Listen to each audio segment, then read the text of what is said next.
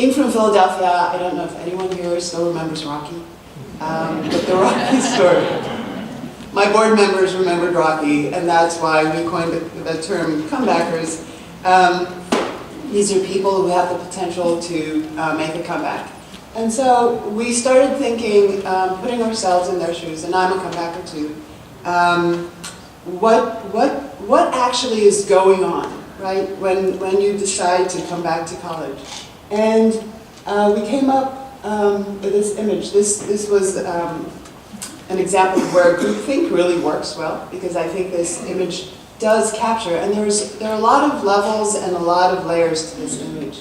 You know, is the sun rising or is the sun setting? Is this a new opportunity, or has your time passed and you're grasping at something that, you know, will never change anymore? See the little rocks crumbling off of the ledge where the person leapt off? That is a part of the past that when you go back to college, you are leaving behind. Maybe your family is not supportive, maybe they are. Maybe some relationships are going to crumble and you're going to have to leave them behind you. Those are things that are going on in the minds of students who are preparing to go back to college. The cliff at the top is a little bit high. We don't even know if this person is going to make it, right? We certainly know that if they get a handhold at the top, they're going to have to scramble up. The cliff at the top represents college, where you are all sitting. And the comebacker has had to leave the security of everything they knew behind them, even if it was not such a great situation. It was comfortable. They know how to navigate that. They know how to function. And they're going to a place where they can't quite see over the top. They can't quite see what is going to be expected of them and what is going to await them. And this is just the first leap, right? Once they get into your institutions, they're going to have other challenges. But this is just what goes on in the mind of a person thinking, now is my time, I have to go back to college. It's very complex, and we think that it deserves some consideration, especially as you're doing outreach. Let's see if I can manage this. Now, what we've also found is most of the people who find themselves in this position and struggle are lower income, right? So we'll take that into consideration if I can ever get this slide to move. It's not a touch screen either.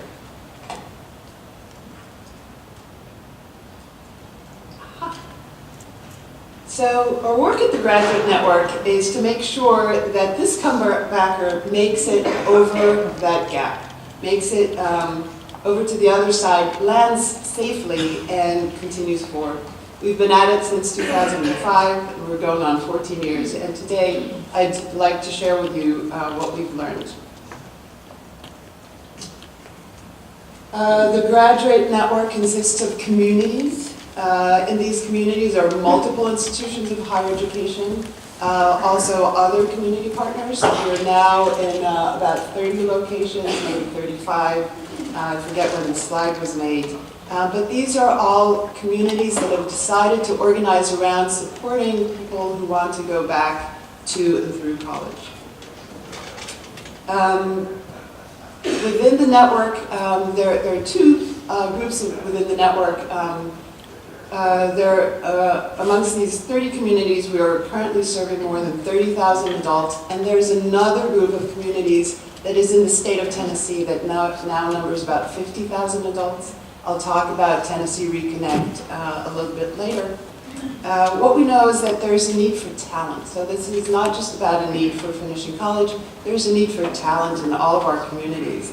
And to reach these talent goals, which are usually local or regional, we need local and regional understandings and mechanisms to help people go back to and through college.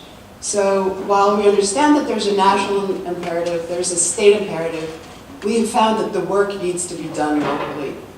Adults tend to go to school locally, even if they're online. Most adults will prefer to attend something local. And so locally we have to be prepared to answer their needs. Oops.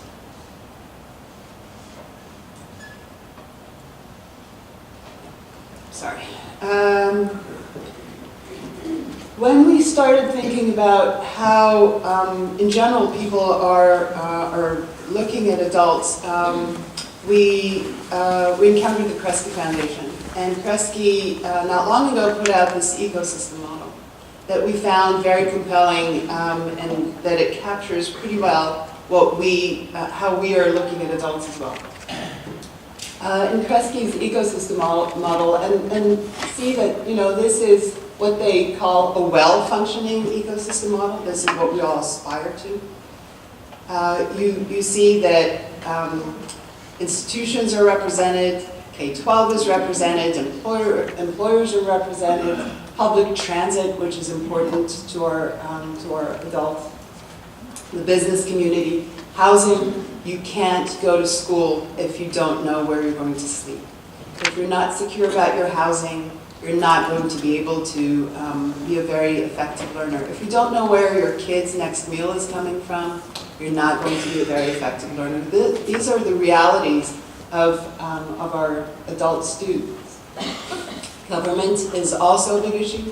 What happens with grants, with Pell Grants? How often do we encounter students who have run out of financial aid, and what do we do with them?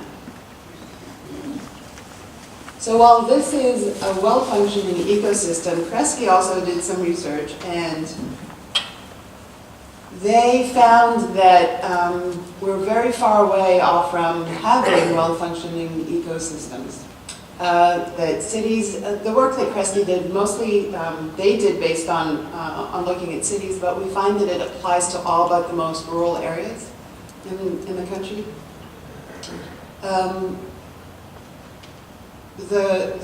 To create this well-functioning ecosystem is really hard. And Kresge was pretty honest to say that despite a lot of investment, the work was not done yet.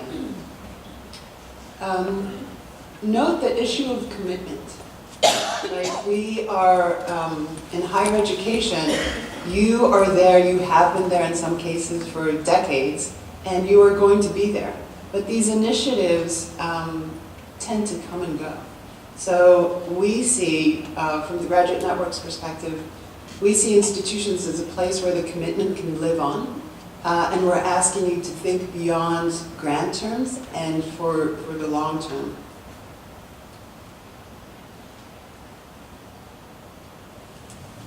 We are also, like Kresge, asking to really think collaboratively. What we've found is that the word collaboration, the word cooperation is used oftentimes a little bit lightly. We'll come together and collaborate, and then we'll go our different ways. And we think that for adults, again, if you think of it from the perspective of the adult, they've seen that, right? They have seen things come and things go, and they have been left with either they're a little bit farther along towards a degree, or they're a little bit farther along in terms of debt. So we have to be very, very careful about the promises we make and how we can keep them.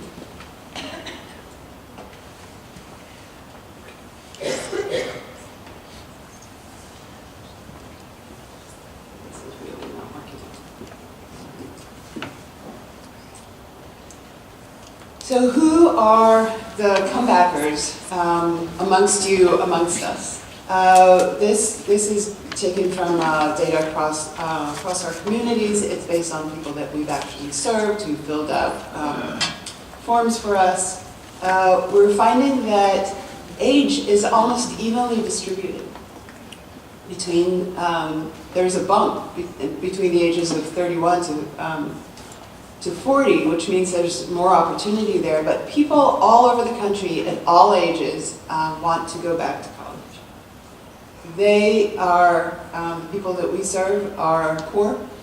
Some of them make under $24,000 a year, and yet they want to come back to college, and they are enrolling back in colleges. Very few people who ask for support earn more than $75,000. 30% of them have defaulted loans. When we started this work, before the big recession, it was 10%. So through the big recession, a lot more people have gone into default. We see this as an opportunity rather than a closed door. We also know that a lot of them work. 3/4 of them work, and most of them work full-time jobs. And we just heard earlier, and at my table certainly, that people work often several jobs. It's really hard to get a full-time job if you don't have a college degree. So you end up working several part-time jobs. Factor in the travel time, factor in that part-time jobs don't offer benefits, and you get a picture of someone who's really struggling and yet they want to go back to school. About half of them say that their employment is career-oriented, that's why they want to get their degrees, and 42% are motivated by personal goals.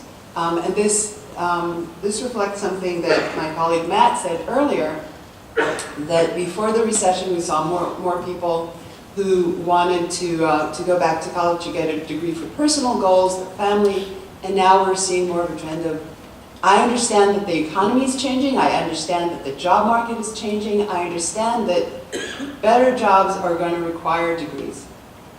And so people are hearing that, and they're trying to figure out how they can join this new economy. Most people say that they're ready to return now. So our question to you is, are your colleges ready to accept them now? Or do you have a long runway? Do you have requirements and start dates that can take them 6 or 8 months? If they have to wait for the fall semester or the spring semester, you might be losing someone who's ready to start now. And guess who's ready to accept them now? The for-profit online institutions. They're ready now. At 2 a.m. in the morning, they're ready to sign them on. Now, we don't have anything specifically against online or for-profit, but we do know that because of some regulations, their graduation rates are low. And the last thing that we want to do is set up our comebackers for another failure with more debt. But these people are driven. They do want to go back, and they want to go back fast. The same way that they expect when they look for a job to get a job in a few months or a few weeks or tomorrow, they're expecting the same thing of college. I stood up earlier and touched upon race, and I want to address this now a little bit. What we're seeing regarding race for the comebackers is varied across the country, because we work in some rural communities in Tennessee that are predominantly white, and we work in urban cores where the population that we serve is predominantly African American, and we work in Texas where the population we serve is predominantly Hispanic. But most of these people are people of color, and that brings equity into consideration. So we look at everything from an equity lens. How do we make sure that we're lifting up everyone so that representation in higher education among students and eventually amongst the administrators and faculty more closely reflects the face of our country? The biggest reason for not completing first time around, all these people that we're working with and we ask them, is finances.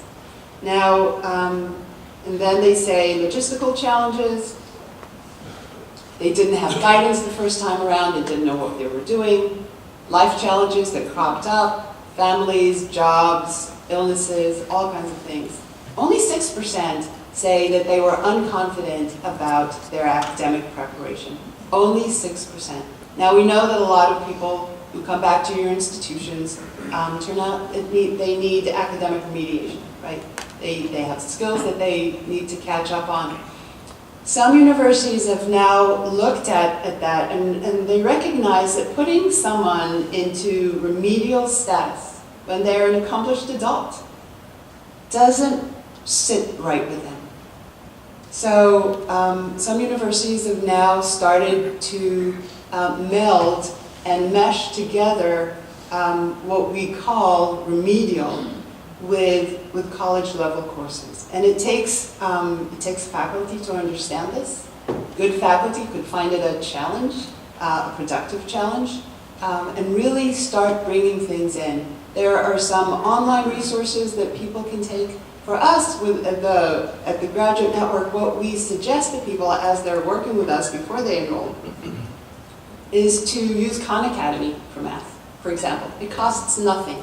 It's given in really small chunks. Anyone can follow it, and it can be fun because they give you little quizzes and you clap hands when you finish something. But it's non-threatening. It's not like, oh, you have to take math over again. You can help people prepare. I know that Straighter Line offers resources. There are a lot of other resources that your institutions can partner with that are a lot more friendly in preparing people so that when they do have to take that math placement test, they can test into math. We also know that Community College in Philadelphia, for example, they found that people were testing and not making the math barrier by 2 points. 2 points out of 100. What does that mean? It means that maybe they didn't eat breakfast, maybe they're in a rush, maybe they missed the bus, maybe they had a fight with their spouse, maybe their kid was being a kid that morning, and now they're off, right? They couldn't concentrate on this test. Plus, they've been told that this test is going to determine everything. So trying to think about this also as a barrier when people are entering, and how you can reduce that level of anxiety helps. Because the comebackers, as we've seen, they don't see the academic issue as a real barrier for them. There are a host of other things that are much more pressing on their minds. So this is what it looks like. This is what our system currently looks like to a comebacker, right? I grabbed some cloud images. They're not very good, but that's okay, because it's supposed to be fuzzy, right? When comebackers look at what they need to overcome, and at higher ed, everything they see is kind of cloudy, kind of fuzzy. There's a lot weighing on them. They're not sure about what the support services are. They know it's going to cost a lot of money because the Wall Street Journal, not that everyone reads the Wall Street Journal, but the Wall Street Journal said that the average student debt, defaulted debt, is $100,000, and people have heard that. And they're thinking, wow, I'm $100,000 in debt to start with? What we found is that a lot of people never even open the letters that your institution send them or that their lenders send them because they know that they're in debt and they don't want to face it. And when they come to us and we open the letters with them, it says, you owe $600, right? You owe $1,500. One way of addressing this has been done really well in Detroit. With Wayne State. You may have read about them in the newspapers, the same newspapers. It's called Warrior Way Back. Wayne State did an analysis, and they found, I forget how many, thousands of their students owed $1,500 or less. And we're now not back in school, not making good on the education that they'd invested in for $1,500. And no way was Wayne State going to let them back unless they paid that back balance, right? For a lot of them, that back balance was 2 years or more older. And you well know that after 2 years, you write off that back balance. It's no longer on your books. So every penny that you get back from students is good. It's new money. So what Wayne State University did was they said, okay, we will put that money aside. You can come back. For every semester that you earn an average of C or above, we will erase $500. If you stay with us for 3 semesters and you're making good grades, that prior debt will just be erased. What's so magical about the number 3 in semesters, those of you in education? If you have someone for 3 semesters, what is the likelihood that they're going to finish now? Really high, right? You've gone from someone who had no intention or didn't see a way back to complete to someone who is now almost guaranteed to complete at your institution. And plus, you've made some goodwill connections along the way.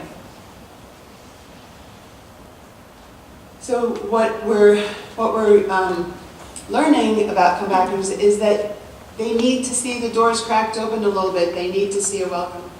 One of the big clouds here that I haven't heard addressed today yet is the beliefs. The belief in yourself. Can you do it? Can you not do it?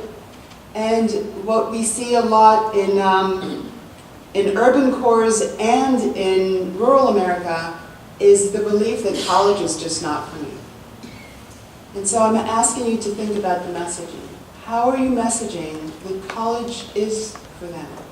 What is your outreach method? When they come to campus, are your advisors sitting behind closed doors where someone has to sit and wait? Maybe with younger kids, maybe with 17-year-olds who have their parents' credit card in hand to solve any problem. And you're asking someone who has no extra money, who maybe used their last bit of money to take the bus to the college, to now sit and wait for an advisor. We can make it a lot easier. And again, there's a lot to be learned from these online institutions where, you know, you're a click, you're an anonymous click away. So all of these considerations, you know, start weighing on you when you're a comebacker. Have people in your community told you that college is just not for you? Is your family sending a message, and we see this a lot in the South, that if you go to college, you're not one of us anymore. And those are some of those rocks that crumble away, that you know that you're going to leave behind when you take that leap. Right? So what are we, as people connected to education, doing to allay all these fears and to show that we're waiting, not waiting, I'm sorry, that we're moving towards you to help you. Out of that, you know, cloudy vagueness at the Graduate Network, we catalyzed a clear vision of where we could work and where the biggest impacts were. And we see ourselves we see the comebacker in the center and ourselves as that pinkish circle. We interact with higher education. We are not higher education, but we have higher education people in our partnerships. We interact with employers. We're not an employer, but we know a lot about employers. And where we are is we sit in front of the decision of the comebackers when they're starting to think about whether they're going to go back to college, what it's going to look like, and how they're going to get there. And what we know is that they need to see a connection between their higher education, their postsecondary goals, and between employment. They need to see it up front, not at the end when, you know, they're referred to career services when they're close to graduation, but they need to see this before day one. So at the Graduate Network, within our communities, we explain these connections before people even make their decision.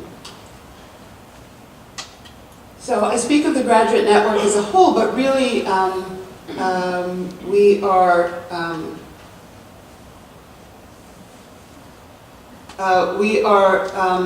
a network of organizations across the country. Each one is independent, but we do work together to think through these issues, to create strategies, and then to share these strategies in our communities. And each community, each graduate community, has between 7 and 17 institutions of higher ed that are linked, working together, provide input, provide insight. They also get some recruitment benefit from it because the graduate communities do a lot of outreach to speak to people who have some education but no degree yet and who want to go back to finish their degrees. So it is, we think of it as a synergy. None of these entities seem to be getting the results that they want on their own, but together we're making some progress. What have we learned? So I've been harping on this. Start with the adult at the center. Configure systems around adults. And by the way, what we've heard from institutions and other organizations that we are working with in our communities is that what works for adults works really well for everyone, right? It works for the faculty, it works for your 18-year-old students. It just makes higher education better. Coordination across this ecosystem that I showed before is essential. And really what we say is that no single organization can solve all the problems. Everyone is essential. We're not in competition with anyone. We're trying to bring more and more organizations together.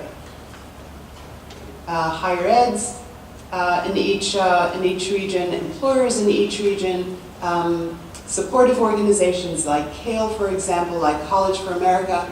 The problem in this country, and you've seen the numbers, is so big, none of us can solve it by ourselves. We have to work together. We know that comebackers need upfront assistance and guidance before they make the choice of which college to go to. Now, in some of your communities, maybe there's only one choice. There's the community college, and there's the institution, the four-year institution. But in most of the communities, in most of the places around here, there are multiple choices. So how do I, as a comebacker, know what the right choice is for me? What is the best choice? Again, looming is that one click at 2 a.m. that gets you enrolled somewhere that may or may not get you to your goal. And so we need to be very upfront and reach out to people in the community that we know are potential completers, even before they make their choice. The messaging needs to be out there all the time. We see a lot of messaging that says, come to us. We need to see a lot more messaging that says, just be a comebacker, just finish what you started. There are multiple options for you. You may need help sorting them through, that's okay. And then, as I've been saying since this morning, you have to make sure that there's equity built in, that you're not catering just to one set of the population. What we found that this hard work, and this is hard work. I don't know how many of you have heard of Cliff Edelman. He was a researcher for many years. He looked at this issue of people dropping out for about 40 years, passed away a couple years ago. But Cliff Edelman once pulled me aside and he said, God bless you for the work that you're doing. You know that this is not a strategic solution. This is work in the trenches. This is hand-to-hand combat. Now, we've always been working in the community, and I've been in the military, and this is not hand-to-hand combat. But it is, but it is hard work, and you have to make sure that you have resources to reach individuals. A commercial somewhere is not going to do it unless you have marketing people like Phoenix. So we've realized that if we have these outreach resources in the community, like the Graduate Network, we front load some of the advising. The higher eds front load some of the advising, the organizing, and the thinking through to these organizations, and these interventions increase enrollment by 2.5, by a factor of 2.5, which means whatever your baseline is, enrollments, you'll see enrollments go up by a factor of 2.5. And that is just with a light touch. When the comebackers are really engaged with their graduate advisor and they come in or use the phone or email or whatever, however they're reached, for more than 14 touches, more than 14 high-quality touches, enrollment quadruples from the baseline. You can get people in if you use these outside systems to prepare them and encourage them to go back in. Most of these comebackers enroll within 2 to 6 months. That is pretty much consistent with what I said, people waiting for courses to open. You can decrease that if you have enrollment that is ongoing more frequently than that. So after several years of doing this, we find that consistent enrollment is key. really is the key to graduation. And we understand that adults stop in, stop out, but those who don't completely disconnect, and we look at this in terms of a year, 12 months. So as long as they're taking one course every 12 months, 62% of them, and 62% of them do that, then they are on track to graduate with an 80% certainty. And 79% of them, we find that these people that we're working with are still have graduated or are on track to graduate in any five-year view that we look at cutting our data. There's a long tail after that too, but we really are. When you do measurements, you have to put your yardstick someplace. So we look at 5-year increments. How many people have graduated in each 5-year increment from when they started? And we find that almost 80% of people graduate. They were well prepared, they're going to institutions that support them, and they graduate. So this is a population that was written off, right? What was the probability that they would graduate before they encountered the graduate program? 0. These are people who were not responding to the ads, who were not coming back. And then they heard about this opportunity to work with someone to prepare them to go back, someone who could help them move forward. What are our guiding principles for our graduate communities? We live and work in local or regional ecosystems, and our goals have to be guided by what the local economy requires and by equity. So if the local economy is based on manufacturing, that's where we'll put our emphasis. If the local economy is based on services, like it is in Philadelphia, for example, that's where we put our emphasis. We're very, very sensitive to what the needs are because the target is employment, right? We make sure that they're stakeholders and that they're engaged and they see the benefit. They have to articulate what the benefit to them is. The graduate network and the local affiliate provide centralized data services, benchmarks, and training. So we do big trainings that bring together people from all over the country, not just to convey information, but also to make sure that people understand that they have a network that supports them, that there are a lot of people across the country that are doing the same kind of really hard work. And you've heard from Matt and Buffy and Tracy today. They are often featured at our convenings as well because of the stories they have to tell. And let me say that we haven't scratched the surface of what these 3 people know here. So I really encourage you to reach out to them if you want to learn more about how to engage comebackers. Within the network, we also circulate some proven practices. We have support for local implementation. And within each community, we help design collaborative teams and partners. Oftentimes, if this sounds like collective impact, and how many of you here, since Ohio is the birthplace of collective impact, how many of you have heard of collective impact? I thought so. You have the tools right in your backyard, right? Any of you who's connected to a collective impact group, or if you're not, look around you. There are so many collective impact initiatives in Ohio. There's one bound to be near you. And they already have the infrastructure to do this work with you.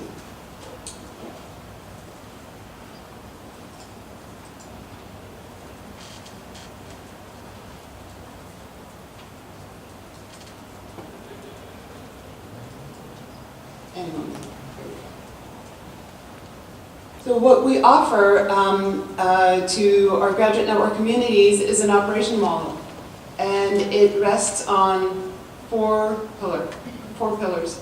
The messaging that you have to do to individuals that higher education is worth it, that completing a degree is worth it. It's hard work, but as we like to say, the only thing worse than not having a degree is having started a degree, having debt, and not having finished it. So if you've started a degree, your best option is always to finish it. We have to message to the community, we have to message to higher eds like you, we have to message to individuals, and we often have to message to government also to say the way that we're doing financial aid is not working for adults.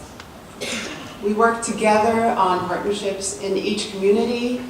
We build partnerships, or we encourage, or we find the partnerships that are already working. Partnerships between employers are important. Partnerships between community-based organizations that can be supportive. Partnerships with your consumer credit bureaus can be helpful. Partnerships with childcare providers. Anyone who touches on that ecosystem needs to be engaged and brought to bear. And the services are that we provide or support or help develop are services that are targeted at that person jumping off from one cliff and trying to reach to the other. So they are they're broad, they're varied. They include socio support that can be categorized as social, a little bit of emotional support. We don't get into that a lot, but finding the networks, finding the safety net, finding the motivation, understanding what you are going to be facing when you reach the other end. And that goes back to the partnerships, because all the partners contribute to these supporting services. So our colleges that are partnered with a graduate initiative provide the academic part, explaining what the academics are, providing academic services, providing their programs in a way that meets the adults, instead of the adults having to go on site to a college, try it out, and then figure out if it works for them or not. And then we try to maintain stability in this infrastructure for a long time, because it takes adults a while to get the message to go back to and through. We've been around for 15 years. I know this messaging has been around for even longer, but our commitment is that the messaging will continue, the support services will continue. Where the economy rises and falls, we just have to ride it through and just maintain this message that at the end of the day, the more people who get a bachelor's degree, the better off we all will be. We see that this message is faltering a little bit in the last couple of years in America, perhaps because of the economy. We're hearing that there's full employment, but we know that most of that full employment comes from people in very low-wage jobs. So there's full employment, but there's also huge debt, right? If you look at it from a macro perspective like that, you figure out there's a big gap somewhere. And where's that gap? That gap is in people who are working full-time for many, many hours a week and not making ends meet. And that is not going to go away with any magic wand. I want to share with you now a couple of initiatives that have really taken off. And the value of working as a network where we're all bringing something different, we're all learning from each other.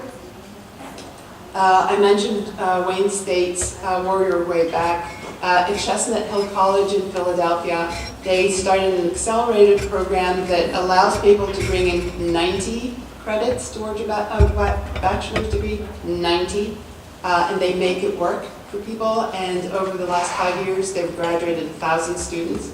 Now, if you don't know about Chestnut Hill College, and I don't expect you to, it's a college that has a daytime enrollment of 800 people. And their nighttime enrollment is larger than that. The president didn't even realize that until she walked along the campus one day and chided the director of continuing learning. She said, "Why are all these lights on? Everywhere I walk on this campus, lights are on. It costs money." And the director of continuing education said, "Because there are students in the classrooms learning." She said, "What? It's 9 o'clock at night." And the director said, "Yeah, we're wrapping up. We try to be out of classes by 10 o'clock. This is when adults go to school, right? If your college shuts down at 5 or 6, and your library is shut down at 5 or 6 or even 7, You can't serve these people. If the lights are not on, they're not going to feel safe walking from the parking lot to the classroom and back, right? And so at Chestnut Hill College, the lights are on all the time. We've heard from some of the students that they sleep in the library. Moms leave their kids with another parent or a grandmother, and they just work and study until they can't keep their eyes open, and they curl up under the desk, and they go to sleep, and the staff, the cleaning staff, doesn't wake them up, and in the morning they get up and they go to work and they start all over again. This is the life of a working, learning adult. And so at Thomas Edison State University, for example, which is a completion college, there are not a lot of them around, and only 4 of them are public, but Thomas Edison State University is one of the best because they will take up to 120 credits and roll them into a degree. Your students can go to Thomas Edison with a portfolio, with all their transcripts, and walk out with a degree because they've earned it, right? Now, Thomas Edison is regionally accredited. They don't give out degrees for nothing. They have a very rigorous process. They use faculty, stand-in faculty, tenured faculty from institutions all over the country. This is a rigorous process, but they acknowledge the fact that if you have studied, if you've put the time in, if you've paid for those credits, and you've earned them, and you can prove that you have the equivalent of a degree, then by golly, you should get a degree. And so I'm encouraging, wherever I go and talk about this, is to not throw away credits. People have invested in that. There's always a way to reclaim a little bit more than you think you can. I know that that's up to faculty, but maybe the message can get to faculty that people have put their time in. Sorry, did I go like way over? Okay. And I just want to put in a plug for Tennessee Reconnect. So in Tennessee, the governor recognized that they had a problem with not enough people going to universities, not enough people graduating, and they built this program, and we were very, very fortunate to help them do this. We learned a lot, they learned a lot, and now Tennessee has a program that provides free community college to anyone of any age. So it's not just if you're 2 months out of high school, but anyone can go back and earn a free 2-year degree and a free technical degree. And now I hear rumblings that other states are thinking the same way, and that some places might even offer free 4-year college. So if you want to see a model that works across the state, that is on the ground and also rolls up to state level strategy and policies, I really encourage you to go talk to Tennessee Reconnect. And that is it.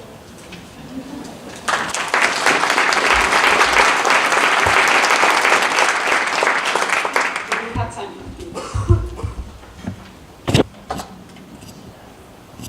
Yes, sir. Say a few words about how you think off of business in your process. What goes into that? Yes. I think I have a couple slides here. Here. So we have one of our initiatives is called Bridging the Talent Gap.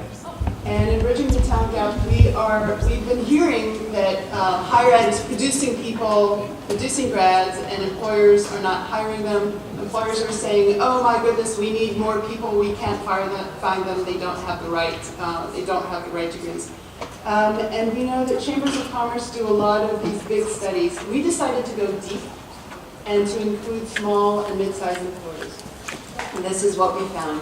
We found that partnering with educational institutions is the most scalable and affordable way to make progress on this. So you are all in a very sweet spot. Employers want to partner with you, but they don't know how in most cases. Now, some of you might have really good relationships with employers, but employers are still saying we want more.